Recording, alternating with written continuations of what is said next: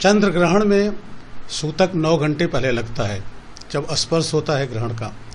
ग्रहण का स्पर्श 1:05 रात्रि में हो रहा है, यानी 28 की अर्धरात्रि के बाद। तो 9 घंटे पहले अर्थात 4:05 से सूतक लग जाएगा।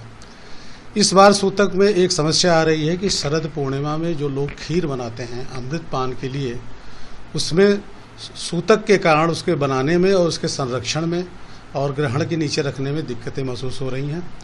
कुछ लोगों ने तो इसका त्याग कर दिया है क्योंकि यह एक आयुर्वेदिक औषधीय परंपरा है, इससे पूजा से मतलब नहीं है। फिर भी जो लोग खीर बना रहे हैं वो उसमें कुश या तुलसी का पत्र डाल करके उसको संरक्षित कर सकते हैं और बना सकते हैं। और बेहतर होगा कि वो 1 बजे रात्रि 1:05 के पहले उसको हटा लें, क्योंकि वो प्रत्यक्ष ग्रहण के प्रभाव में न रहे।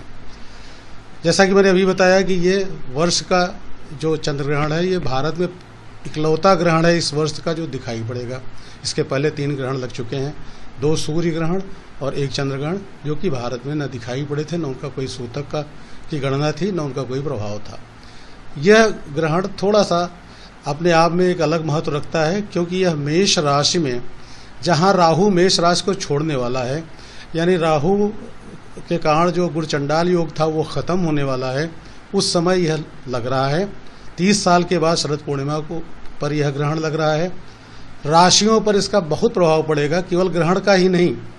ग्रहण तो राहु केतु कारण लगता ही है, राहु और केतु अपनी राशि भी छोड़ रहे हैं ठीक सवेरे अगले दिन, यानी वो अभी तक मेष और तुला में थे, अब वो कन्या और मीन में चले जाएंगे। इसलिए ज्योतिषियों के लिए बड़ी गणनाएं करनी पड़ रही हैं।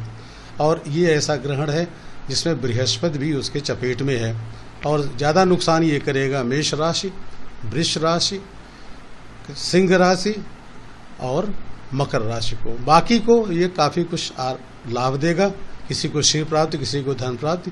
हाँ, तुला के लिए भी ये थोड़ा सा पत्नी को उसके कष्ट दे सकता है। प्रिकॉशन के लिए देखिए, हर समय ये बताया जाता है कि सूतक के बाद और ग्रहण तक आप खाना न खाएं। सूतक के बाद और ग्रहण तक आप कोई मूर्ति आदि को न छुएं। लेकिन पूजा पाठ की मनाही नहीं है, बल्कि ये कहा गया है कि जब ग्रहण स्पर्श हो जाए, जब तक मोक्ष न हो, उसमें स्नान करके आप उन मंत्रों का जप करें जो आपके गुरु ने दिया है, या और सूर्य, चंद्रमा, राहु, केतु के भी मंत्रों का जप किया जाना चाहिए, क्योंकि ये चारों ग्रह ग्रहण में सीधे प्रभावित होते हैं। इस बीच कोई तेज धार वाला हथियार नहीं छूना चाहिए, और कोई भी मनोरंजन का कार्य, यहाँ तक कि पति पत्नी के जो बीच जो कृत्य होते हैं वो नहीं करना चाहिए। जागरण करना चाहिए, भोजन नहीं करना चाहिए, जल नहीं पीना चाहिए। सूतक के साथ ही केवल जो गर्भस्थ शिशु वाली महिलाएं हैं, या बालक हैं, या वृद्ध हैं, या रोगी हैं, उनको छूट दी गई है। तो इसमें जो आपने भी बचत के लिए बात की, राहु के लिए लोग नारियल और थोड़ा सा अनाज और कुछ पुराने कपड़े बाहर निकाल देते हैं, जो सवेरे किसी गरीब को, डोम आदि को वो दान कर दिया जाता है या नदी में प्रवाहित किया जाता है। ये सब कृत्य इस समय किए जाने चाहिए। सूर्य ग्रहण के समय, यद्यपि दिन में सूर्य ग्रहण जब लगता है तभी प्रभावी होता है, फिर भी अगर दिन में लगा हुआ है तो अलग अलग जनपदों में, अलग अलग क्षेत्रों में उसका समय अलग होता है। परंतु चंद्रमा जब दिखाई पड़ता है तो पूरा ग्रहण लगता है। पूरे भारत में एक ही समय पूरा ग्रहण लग रहा है, वह है 1:05 रात्रि में, और ये खत्म होगा 2:24 रात्रि में। इसी समय पूर्णिमा भी खत्म हो जाएगी। इसका जो मध्य होगा वो 1:44 पर होगा।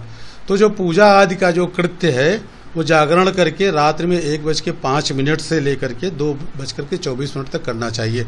स्नान ग्रहण के पहले भी किया जाता है और ग्रहण के बाद भी किया जाता है। मंत्रों का जप बीच में करते हैं, कभी कभी हवन भी किए जाते हैं, लेकिन हवन विशेषकर सूर्य ग्रहण में किए जाते हैं उन मंत्रों से। जिन राशियों को राशि जैसा कि बताया कि मेष राशि पर यह ग्रहण लग रहा है, तो मेष और तुला को तो सीधे प्रभावित कर रहा है, और वृष राशि को भी प्रभावित कर रहा है, तथा उसके साथ साथ मकर और कन्या राशि इसके प्रभाव में आ रहे हैं। बाकी राशियों को यह लाभ दे रहा है, किसी को धन लाभ दे रहा है, किसी का मान सम्मान लाभ दे रहा है।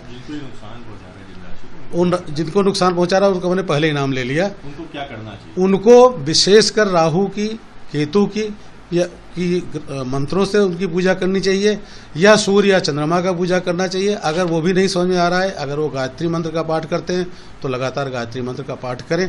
राहु की पूजा इससे विशेष महत्व की होती है, क्योंकि चंद्र ग्रहण राहु ही लगाता है।